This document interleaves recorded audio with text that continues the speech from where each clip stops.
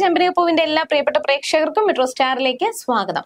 അങ്ങനെ വർഷയും ശ്രീകാന്തും തമ്മിലുള്ള ആ ഒരു ബന്ധം മുളയിലെ നുള്ളിക്കളഞ്ഞിരിക്കുവാണ് സച്ചി.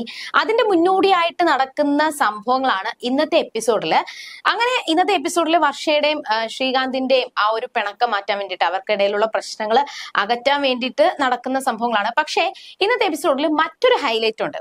ഇതുവരെ രേവതിയുടെ അനിയൻ കള്ളനാണ് എന്നൊക്കെ പറഞ്ഞുകൊണ്ട് ഒരുപാട് പ്രശ്നങ്ങൾ അവിടെ ശ്രുതിയും ചന്ദ്രമതിയും അവിടെ ഉണ്ടാക്കിയിട്ടുണ്ടായിരുന്നു. എന്നാൽ ഇന്ന് യഥാർത്ഥ കള്ളൻ ആരാണ് എന്ന് കണ്ടുപിടിക്കാൻ വേണ്ടിയിട്ട് പോവാണ്. ആ സച്ചിയുടെ വീട്ടിലെ യഥാർത്ഥ കള്ളൻ ആരാണെന്ന് പറയേണ്ട ആവശ്യമില്ലല്ലോ, ശ്രുതി ആയിരിക്കുമല്ലോ. പക്ഷെ ഇന്ന് ശ്രുതി കാണിക്കുന്ന ഒരു വലിയൊരു പണിയാണ്. ആ പണി നമ്മുടെ ചന്ദ്രമതിക്ക് കൊടുക്കാൻ വേണ്ടിയിട്ട് പോകുന്ന പണിയാണ് ഇന്നത്തെ എപ്പിസോഡിൽ നമ്മൾ കാണാൻ വേണ്ടിയിട്ട് പോകുന്നത്. അപ്പൊ ഇനി എന്തൊക്കെയായിരിക്കും സംഭവിക്കുന്നത് എന്ന് നമുക്ക് നോക്കാം. അതിനു മുൻപ് ആദ്യമായിട്ടാണ് ഈ ചാനൽ കാണുന്നതെങ്കിൽ തീർച്ചയായിട്ടും സബ്സ്ക്രൈബ് ചെയ്യുക. അപ്പൊ ഞങ്ങൾ ഇടുന്ന പുതിയ സീരിയൽ റിവ്യൂ വീഡിയോസ് എല്ലാം നിങ്ങൾക്ക് ലഭിക്കുന്നതായിരിക്കും. അങ്ങനെ വലിയ വലിയ പൊട്ടിത്തെറിയും കലഹങ്ങളൊക്കെ നടന്നുകൊണ്ടിരിക്കുകയാണ്. അങ്ങനെ വർഷ ശ്രീകാന്തിനെ വിളിച്ചപ്പോൾ ഫോൺ എടുക്കാൻ വേണ്ടിയിട്ട് ശ്രീകാന്ത് തയ്യാറായില്ല. തന്റെ ചേട്ടന്റെ ആ ഒരു വാക്കുകള് ശ്രീകാന്ത് അത്രത്തോളം വിശ്വസിക്കുന്നുണ്ട്. ചേട്ടനെ സ്നേഹിക്കുന്നത് കൊണ്ട് തന്നെ സച്ചിയുടെ വാക്കുകള് തെറ്റിക്കാതിനായിട്ട് ശ്രീകാന്തിനെ തോന്നിയില്ല. വർഷ വിളിച്ചപ്പോഴെല്ലാം കോള് കട്ട് ചെയ്തു. അപ്പോൾ ഇനി ശ്രീകാന്തിനെ ബന്ധപ്പെടണം എന്നുണ്ടെങ്കിൽ, ശ്രീകാന്തിനെ കാണണം എന്നുണ്ടെങ്കിൽ രേവതി മുഖേനെ പറ്റത്തുള്ളൂ എന്ന് വർഷയ്ക്ക് മനസ്സിലായി. അങ്ങനെ രേവതിയെ വെറുതെ വിളിച്ച് സംസാരിക്കുന്നത് പോലെ രേവതിയെ വിളിച്ച് സംസാരിക്കുകയും അന്ന് സച്ചിയും രേവതിയും തമ്മിലുണ്ടായിരുന്ന പ്രശ്നങ്ങളെ പറ്റിയൊക്കെ ചോദിക്കുന്നുണ്ട്.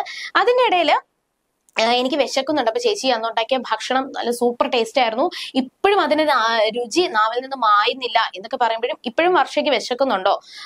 അതെ വിശക്കുന്നുണ്ട് ചേച്ചി, അങ്ങനെയാണെങ്കിൽ ഞാൻ വർഷയ്ക്ക് ഫുഡ് ഉണ്ടാക്കി കൊണ്ടുവരാം, അത് ചേച്ചിക്ക് ബുദ്ധിമുട്ടാവത്തില്ലേ? കുഴപ്പമൊന്നുമില്ല, ഞാൻ ഉണ്ടാക്കി കൊണ്ടുവരാം. അപ്പൊ ചേച്ചിക്ക് അറിയാമോ സ്ഥലം എവിടെയാണെന്ന് അറിയാമോ? അത് ഞാൻ ബസ്സിൽ വരാമെന്ന് രേവതി പറയുമ്പോഴാണ് അവിടെ വർഷ പറയുന്നത്, ശ്രീകാന്ത് ഉണ്ടെങ്കിൽ ശ്രീകാന്തിന്റെ അടുത്ത് കൊണ്ടാക്കാൻ പറഞ്ഞു കഴിഞ്ഞാൽ ശ്രീകാന്ത് കൊണ്ടാക്കത്തില്ലേ എന്ന് ചോദിക്കുകയും അങ്ങനെയാണെങ്കിൽ ഞാൻ ശ്രീകാന്തിനെ കൊണ്ടുവരാം എന്ന് രേവതി പറഞ്ഞു.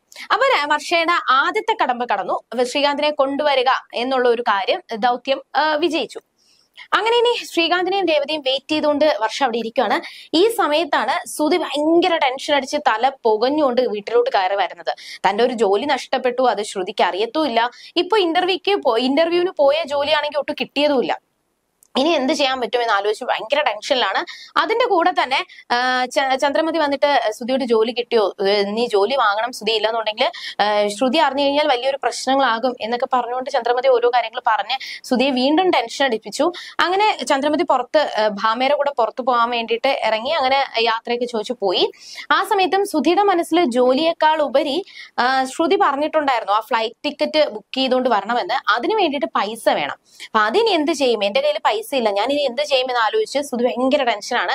ആ സമയത്താണ് അന്ന് രവീന്ദ്രൻ ചന്ദ്രമതിയുടെ കയ്യിൽ മധുസൂദനൻ കൊടുത്ത ആ 1 ലക്ഷം രൂപയുടെ കാര്യം ആലോചിച്ചത്.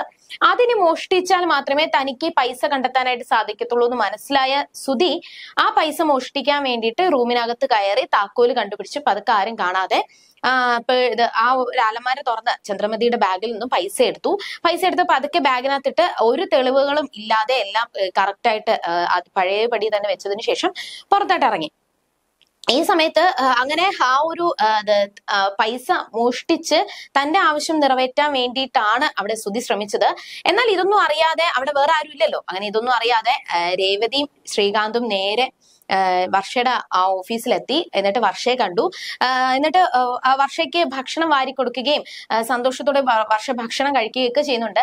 ഇതിന്റെ ഇടയിലും ശ്രീകാന്തിനോട് ഓരോ കാര്യങ്ങൾ ചോദിക്കുകയും ശ്രീകാന്തിനോട് സംസാരിക്കാൻ വേണ്ടിയിട്ട് ശ്രമിക്കുകയും ചെയ്യുമ്പോൾ ശ്രീകാന്ത് മാക്സിമം ഒഴിവാവാൻ വേണ്ടിയിട്ട് ശ്രമിച്ചുകൊണ്ടിരിക്കുകയാണ്. അത് വർഷയ്ക്ക് മനസ്സിലായി.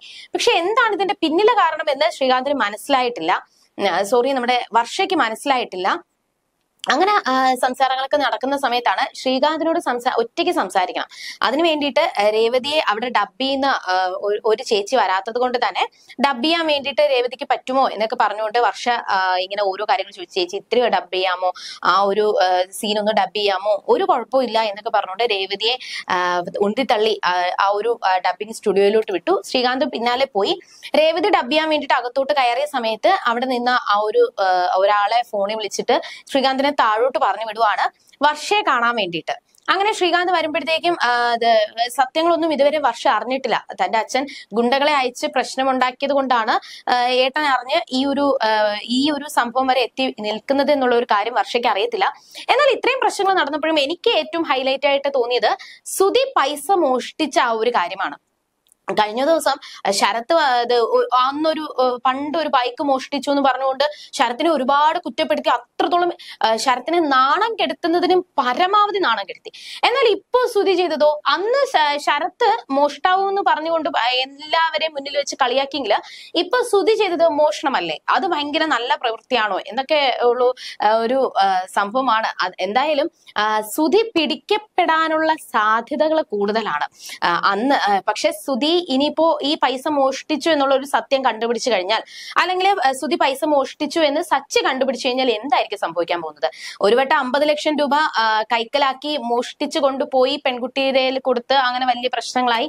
അങ്ങനെ ആ ഒരു സംഭവത്തില് സുധിയെ മോഷ്ടാവെന്ന് മുദ്രകുത്തി സച്ചി വീടിന്റെ പടിയിറക്കി വിട്ടതാണ്. ആ വീട്ടിൽ നിന്ന് ചവിട്ടി പുറത്താക്കിയതാണ്. അതിനുശേഷം ഒരുപാട് കോലാഹലങ്ങളൊക്കെ കഴിഞ്ഞ് ഒടുവിൽ രവീന്ദ്രന്റെയും സച്ചിയുടെയും രേവതിയുടെയും ഒക്കെ ദയാദാക്ഷിണ്യം കൊണ്ട് മാത്രമാണ് സുധി വീടിനകത്ത് കയറിയത്. ഈ ഒരു സംഭവം അറിയുമ്പോൾ ഇനി എന്തായിരിക്കും സംഭവിക്കാൻ പോകുന്നത്, എന്തൊക്കെ പൊട്ടിത്തെറികളായിരിക്കും നടക്കാൻ പോകുന്നത്? ഉറപ്പായിട്ടും ഈ ഒരു സംഭവം സച്ചി കണ്ടുപിടിച്ചു കഴിഞ്ഞാൽ, പൈസ മോഷ്ടിച്ച കാര്യം സച്ചി കണ്ടുപിടിച്ചാൽ ഉറപ്പായിട്ടും സുധി അടിച്ചു പുറത്താക്കും. ആ ഒരു രംഗത്തിന് വേണ്ടിയിട്ടാണ് ഇനി വെയിറ്റിംഗ്. ഇനി എന്തൊക്കെയായിരിക്കും സംഭവിക്കുന്നത് എന്ന് നമുക്ക് വരുന്ന ആളുകളിൽ കണ്ടറിയാം. അതുവരേക്കും ബൈ.